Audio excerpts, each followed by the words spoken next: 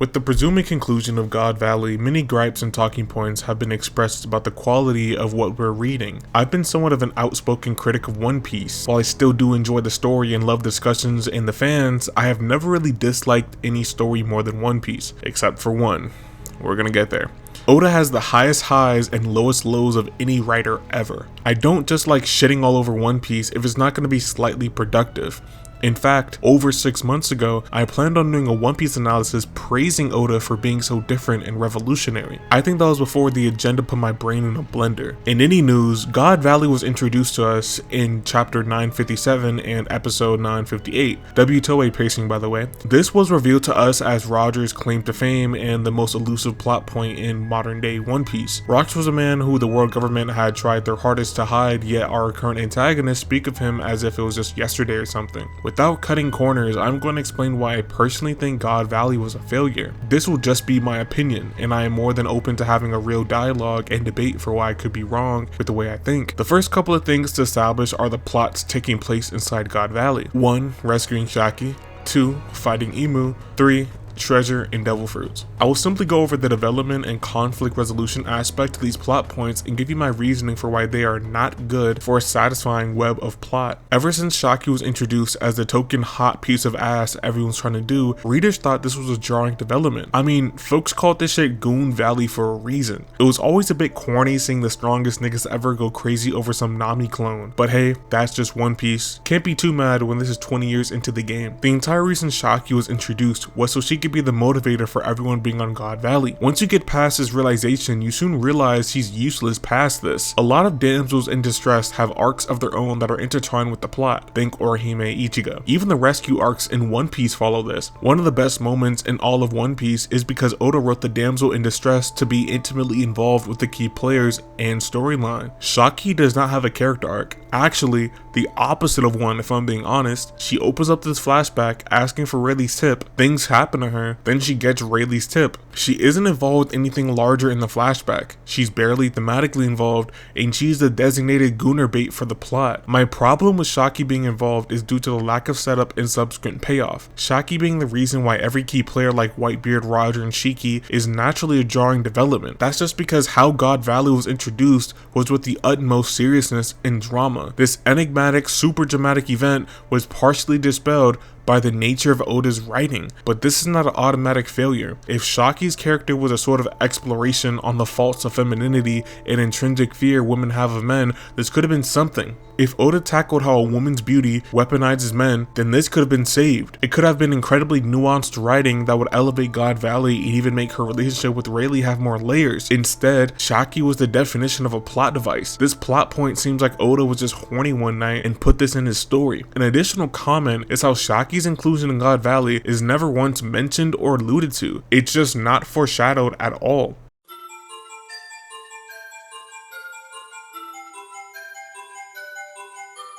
And let me say, please do not bring up the fact that she said she stopped being a pirate some odd years ago. That shit does not count. Imu's involvement on God Valley was a foregone conclusion for me. Nobody expected Imu to be defeated or anything, but I always thought we would see them there simply because we know Saturn is there and he could just slash TP. Additionally, since Rox is supposed to be defeated on God Valley and his main motivator is to destroy Imu or whatever, basically, right, we know Imu can come to God Valley whenever he wants, we know Rox is gonna fight him in some way, and we know God Valley was likely destroyed with Uranus.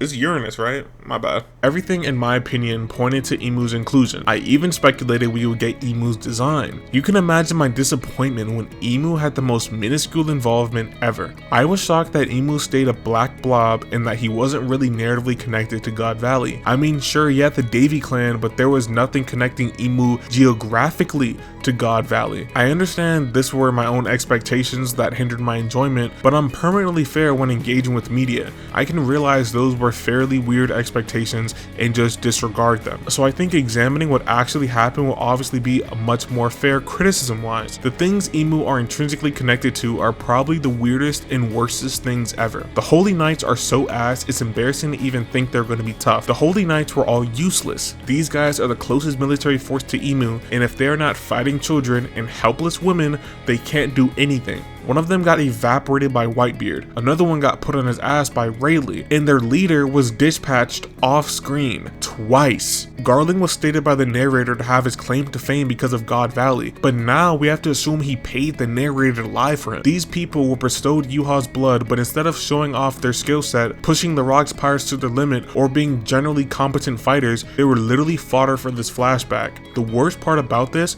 is how you were supposed to care about these niggas. Dragon said at the beginning of the final saga that the real fight starts when the Holy Knights move out. In this current Elbaf arc, Shamrock makes a huge appearance, and the current conflict right now is with the Holy Knights. The numbers weren't built up at all. Them being ass is more acceptable because nobody was putting stock into them or hyping them up. Emu apparently wants to annihilate the Davy clan too. Now God Valley was leaked to be the place of Shaki and etc. If you are Emu, why the hell would you keep the Davy clan still on the island? Why are you making it a competition? Just slay every single member of the Davy clan and don't let your incompetent subordinates handle it. It's a very odd and contrived plot point that only boots up Blackbeard as a character, but even that's contentious. Everything involving the main agency for Rocks and the main antagonist is just so poorly handled.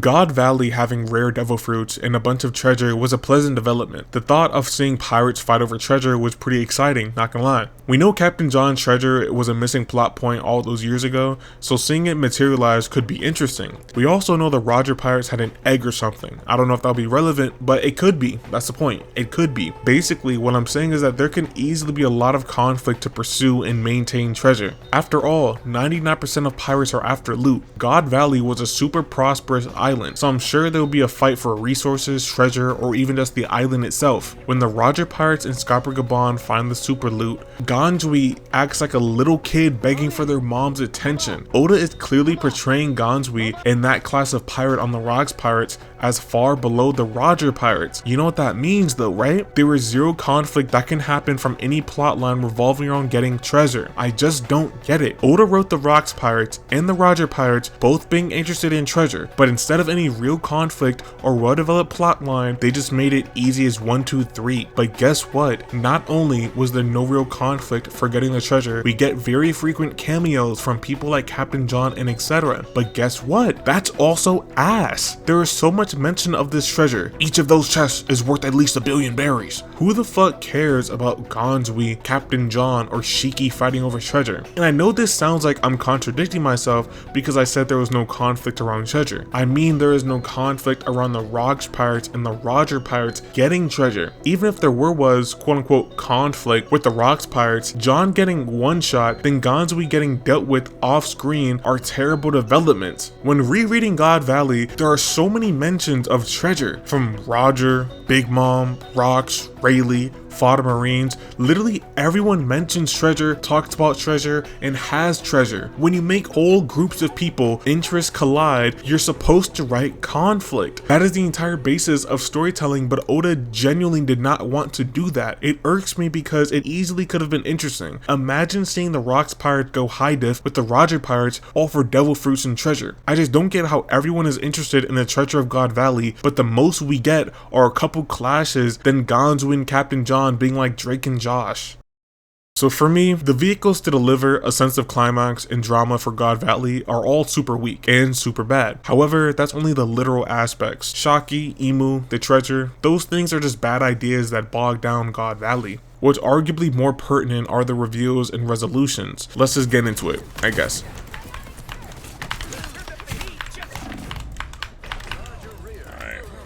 Kaido being the one to steal the fruit from Big Mom instead of her just giving it to him is a huge retcon. I know this is fairly contentious. The main argument people use to defend this is Big Mom is crazy, unreliable narrator, and Kaido doesn't believe her BS, and naturally I fully disagree. Big Mom is only crazy when the plot needs her to be. She has amnesia when Oda wants her to have it. She has mothering mode when Oda wants her to have it. She forgets Advanced Conqueror's haki when Oda wants her to forget. Remember that Big Mom in the beginning of Whole Cake was setting up traps and strategies and everything against Sanji and the Straw Hats. Review the context in which she said this. Kaido plays at Big Mom's intelligence, then she replies saying that she still thinks of Kaido as a little brother. Then she says when Rocks lost, she gave him his devil fruit. This right here directly clearly implies Kaido was in trouble and Big Sister Big Mom saved his life somehow. Considering what happens, it makes no sense to write this, let alone say it. When Kaido says whatever you say, he isn't combating the idea that she gave the fruit to him. He is challenging the fact that he owes her his life. That's why he says they can talk about their debt after getting the One Piece. One thing that makes me 100% sure this is a retcon is the fact that Big Mom was happy with getting money from Kaido for stealing the devil fruit. If Big Mom was satisfied with earning a pretty penny from Kaido because he ate the devil fruit, then how the fuck could she still think or respond that he owes her his life? That doesn't make any sense to me, but I can already hear people gearing up to say Big Mom is crazy, that's why, when no, this was just a really weird plot point that ends up making an already terrible arc even worse. But I think the worst thing about God Valley, truly the worst thing, is rocks. So imagine, right? Imagine Mr. Akutami wrote a story and said, yeah, Gojo and Sukuna, you know there was someone even stronger than them. Gojo and Sukuna had to work together just to defeat that person. Let's say that person was Mahito, because Mahito was just a baby and he already dodged attack from Gojo. The idea of Gojo and Sukuna working together to defeat this god level figure like Mahito would be the most exciting thing ever. I mean, it will be the most climactic, the most inviting, the most engaging thing to ever be put to page. But then, imagine I said the only reason they're fighting, better yet, the only thing the writer could think of to make them fight was arbitrary mind control abilities. Lord cannot comprehend how bad I think this development was. I intrinsically do not like the fact that Rox was defeated long before Roger and Garp put the pause on bro. Just think about that actually. We are told Rox was defeated by Garp and Roger, but realistically that isn't true. Rox was defeated by Imu. Even his fine shit knew that he lost. The writer set an expectation that was not legitimately met. Besides that, the writer tried to contrive a situation to make good on the promise and allure that he built up, but could not follow through. Roger and Garp don't actually fight Rox. I'm being pretty facetious when I say that. I just mean we're not shown Garp or Roger being pushed to the brink. Like sure, they're huffing and puffing and bleeding, but that's every One Piece fight. Like sure, they get sent flying, but again, that's every One Piece fight. The fact is, we don't see them pressed in any major way. We don't see them pressed the same way Zoro was against King, the same way Luffy was against Cat, the same way Law is in every fight because he's a bum. It's easy to understand the problem here. The fight sucks. Instead of us watching the fight, we're only getting the Cliff Notes version. The choreography is very relaxed and simple. We keep cutting away and then the answer to the end of the fight is just hit him harder. Let's review it all together now. The only reason why the fight happened was because of mind control. Despite this mind control and it being a supposed buff, we never see the hero struggle beyond basic fight shit. Then finally, we don't actually get to see the fight but just brief visits of the fight. Do you understand why this shit stinks now? My least favorite aspect in One Piece, or my least favorite thing in One Piece, is Dami Reversi. We do not understand it. There seems to be no limits to it. If it can work on rocks, someone with god haki, does that mean haki doesn't matter? Or is Imu's haki that much better? But that can't be the case because Rocks was still piecing up Imu. That's the entire reason he needed to use Dami Reversi in the first place. I just don't get it. I just don't get it. It seems to just work on anyone and everyone. There aren't any established parameters for examining why this ability works, meaning the writer can just do whatever he wants. Beyond this, right, when Rocks gets Dami Reversi'd and Kaido, Whitebeard, and Big Mom are all questioning what's gone into Rocks, they apparently can't see the wings,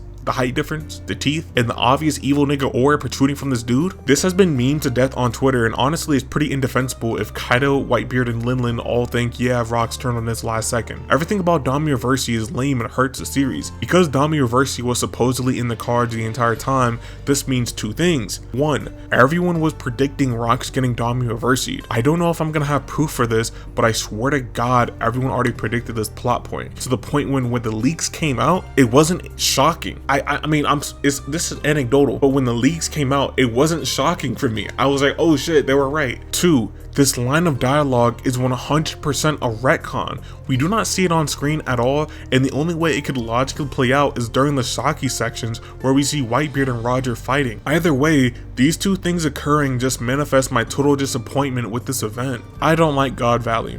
If you do, congrats. Congratulations. Congratulations. Congratulations. destination. It definitely feels like Oda was rushing a bit and wanted to fulfill a couple plot lines in general. Almost every direction of this event I disagree with. Imu not doing anything, Rocks getting Dami reverse siege, Shaki, Big Mom, and Kaido. All of these things I have issues with that could reasonably be fixed. If you like God Valley, great for you. One Piece, again, is far from bad, and Elbaf is not a worse arc because God Valley was a failure in my opinion. I think God Valley suffers from Oda's classic diseases like tone and pacing, but it's whatever. I think Elbaf is gearing up to be a too dense arc for Oda, and he collapsed under the weight of God Valley. Too many characters, too many things, too many expectations, and not nearly enough follow through. I am excited for the next few weeks naturally, and I will say I did thoroughly enjoy Rocks as a character throughout this flashback. Fuck Garling though, that guy's a bum.